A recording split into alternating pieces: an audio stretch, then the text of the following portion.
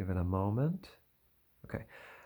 Where he's like, I don't care about any traditions about treatment of the body because I am trying to demonstrate to you that I don't know, it's just like, I don't care. I am going to act the way that I am going to act, and I don't understand why you keep trying to impose any kind of scruples onto me once I've decided that this is what I'm going to do. Like, you clearly do not understand like what you're dealing with here, and that's why the Joker is such a good example of the ESTP. It's that wonderful moment in The Dark Knight where, well, wonderfully horrifying, where Alfred is talking to Batman, Bruce Wayne, and Bruce Wayne is like, this Joker guy isn't too complicated. He's a criminal, and all you have to do is, he's reasoning like a TEFI person, like an INTJ or something, where he's like, all you have to do is figure out what they want, and then you figure out how to manipulate that. And Alfred is like, with all due respect, I think that this man, the Joker, is somebody who you do not understand. And then he tells the story about the bandit who was stealing all of these jewels, these big old jewels, and then when they tried to hunt him down, they found out that he wasn't selling them. He was just throwing them away. He wasn't getting any, I keep saying TE because I'm trying to show that contrast. He wasn't getting any TE profit from it. He wasn't getting anything out of this in a TE manner. And the explanation is that, at least in this particular case, he was literally just doing it. It's a beautiful quote. It so perfectly encapsulates this, where he's like, some men, aren't doing it for any logical reason. They can't, and therefore they cannot be bartered, bargained, pleaded, or negotiated with.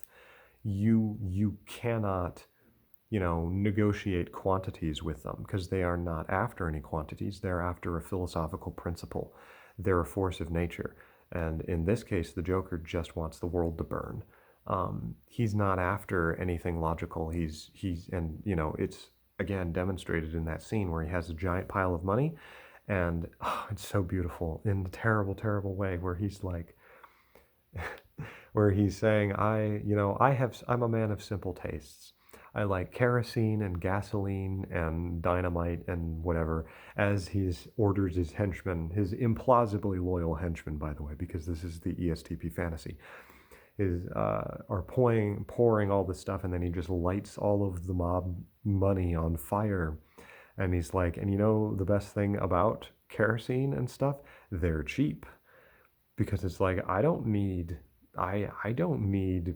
higher TE quantities. I already know what works, and I'm just going to use that in millions of creative ways. It's like, I'll just do something crazy. Like, no one's going to expect me to blow up a hospital. That's the Joker talking. So it's frightening. It's not good. It's really not good. I'm adding that in because I'm like, no, I'm getting a little too excited about it, and that's not a good thing, But I feel like ESTPs understand this, and it's a very helpful thing when they're on your side. Like Patton, who just like cuts through, just blasts his way through. It's like Indiana Jones, that scene where the Indiana Jones runs up against the guy who's flipping the swords and doing all these complicated sword maneuvers, and Indiana Jones is like, kind of for a moment, like, okay, how am I going to, I've got to, let me grab a sword. How am I going to block all of these moves? Oh, wow, this is really complicated. Oh, wait, I have a gun. Okay. And then he just shoots him. It's a comical, beautiful encapsulation of the ESTP attitude of, I can't outthink you, but I can outshoot you. And what outshooting means usually is, I'll just change the rules of the game. I'll start playing by a different set of rules. Excuse me. So like in the game of chess, for instance, you have almost like the SI tried and true strategies for playing through the chess game. And the SE type will come in and be like, I don't know what these SE things are, and I don't really care, because I can very quickly see, okay, I just have to thread through the needle. So the SE type will come in, and if they actually can thread through the needle, which is often rare, um, it depends on who's going up against who, because SI is not something to be trifled with. SI knows what it's freaking doing, and there's a reason why it has its traditions, because it's basing it off of its amazing ability to average things out. But SE is like, I don't care, because if I can. By the way, sorry, I keep doing this impulsively because I touched the screen. Yeah, it's just gonna keep doing that. I touched the screen and it made a little circle to focus on my face, and so I'm sort of impulsively, while talking, I keep wanting to make it line up with where my eye is, or like my nose, and like I'm not thinking about it consciously, it's just like. And so I apologize, I keep like doing this. I feel like it's probably going to look weird when I'm done, like I have a tick, which I guess I kind of do. But anyway, sorry, I lost my train of thought because I went off to explain that because I thought it was funny. What was I freaking talking about? Crud. Oh, SE's not something to be trifled with. It'll have all of these different traditions, and the SE type will come in and will say, this is the way it's traditionally been played. And you're at the point where it's like you can't even see other ways of doing it. You can only see your principle. So I'm just going to do it this way, which is totally random and out of the blue and not based on anything. And if they're successful, it can completely change the whole game, because they literally come in without any concept, willingly, with no respect or concept for what other people have planned and what the traditions are. And they just come in and they just like shoot it. They just shatter it. And like in the Indiana Jones scene, it's like, okay, either you can adapt to what the STP is doing, or you can die. And that can be a good thing, or it can be a really bad thing, because it can, depending on what effectively the implied rules of this new game are. The ESTP doesn't have the rules planned out in their head of what the implications of what they're doing are. All they're thinking about is, how am I going to solve this particular situation? But it will have implications later down the line. And for instance, in Indiana Jones, if these, whatever they are, these assassin people were to be like, oh, okay, up to this point, we've always used swords, but now this SE type guy came in and is now using guns. I guess we're using guns now, and okay, now you have a whole new culture that has just out of the blue emerges because somebody's decided, you know what, I'm going to start using guns. I'm going to break the rule and use guns, and it gives them, in the moment, this tremendous advantage. And then that advantage will wane off as everybody else catches up to them and starts to develop SI better methods, tried and true methods that aren't so immediate and crude. And then the SE type, in order to get ahead of everybody else again, has to figure out where to shoot, thread through the little thing on the screen. Oop, I'm sorry, I'm being weird. Thread through the needle. To shoot through these big, to shoot between these big sort of traditions, and get the space between the blinds, and revolutionize the rules again. And that's kind of this relationship between SE and SI, almost.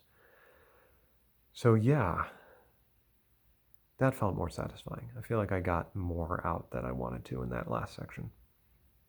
Sorry it's so long. I don't know how many people will watch this, but I wonder if is there anything else I wanted to talk about? Let me just think for a moment. I should have written it out beforehand, but I just, once again, the planning, it feels more satisfying when I'm able to sort of vomit it all out, all over the camera. There's definitely more to talk about with the ESTP. Like, I haven't even gotten into the FE, which I think is an important aspect of all of this, because kind of combined with all of this is this sense of not just of doing things that are random, but doing things that will surprise and have an emotional effect on other people, because they are in tune to that to a certain degree. But yeah, I just remember sort of as I started to realize this, I'm like, oh, it makes so much more sense now. What the ESTP is doing and why they act the way they are. I didn't want to talk directly about, but I will mention at the end of this video that I think a lot of the things I've said here, I think can be very fruitfully applied to Trump, for better or for worse, by the way. I'm not getting into Trump. I don't really like him. Actually, I hate him. I don't know. I don't want to get into that right now. I just felt like I should mention that, but whatever. Whatever. Very good example of a lot of these ESTP things, though. So we'll just have to see. Only time will tell whether or not this will have advantages out of the blue, but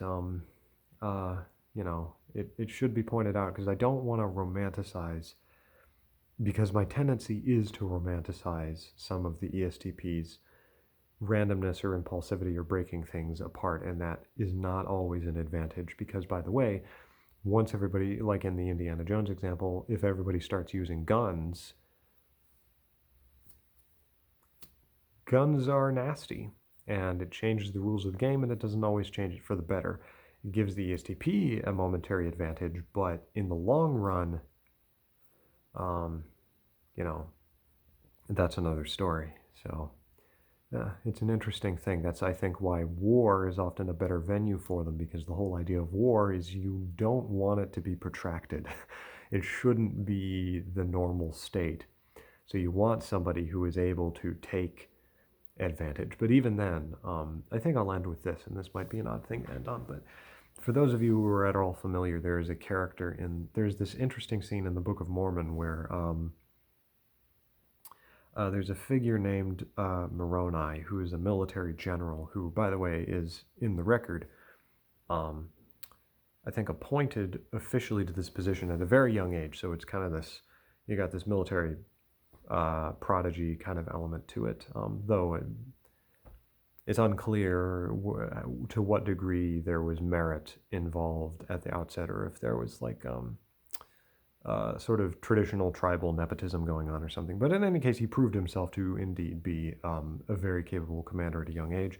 And one of the things that it's fascinating, because as you read it, it becomes very clear that the things that Moroni are doing are not how war had been conducted up to that point.